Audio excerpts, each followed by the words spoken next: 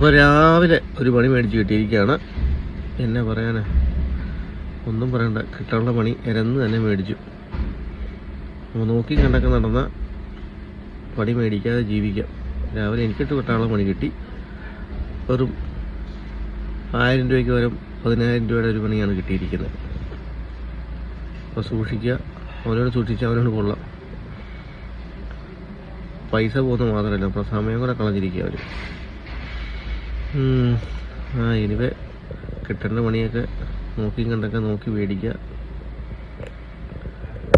Allocate ചെയ്തിരിക്കുന്ന ആ car parking area മാത്രമേ വണ്ടി ഇടാവുള്ളൂ.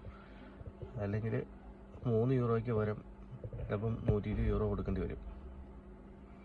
അങ്ങനെ ഒരു പണിയാണ് ഞാൻ രാവിലെ എടുത്ത് മേടിച്ചിരിക്കുന്നത്.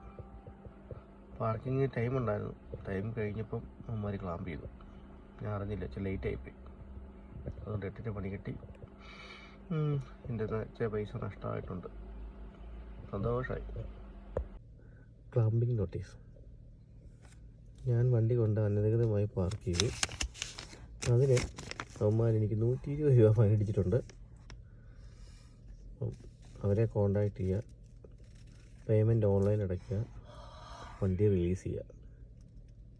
സോ ഡബ്ലിനൊക്കെ പ്രത്യേകിച്ച് വരുന്ന ആൾക്കാർ സ്പെസിഫൈഡ് പാർക്കിംഗ് ഏരിയ മാത്രമേ പാർക്ക് ചെയ്യാവുള്ളൂ. അല്ലെങ്കിൽ ഇമാതിരി പണി കിട്ടും. വെറും 1000 രൂപ സെറ്റ് 12,000 രൂപ കൊണ്ട് രാവിലെ നടക്കളഞ്ഞു.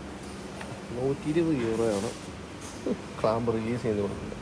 അപ്പോൾ ഡബ്ലിനൊക്കെ വരുന്നവർ ബി കെയർഫുൾ.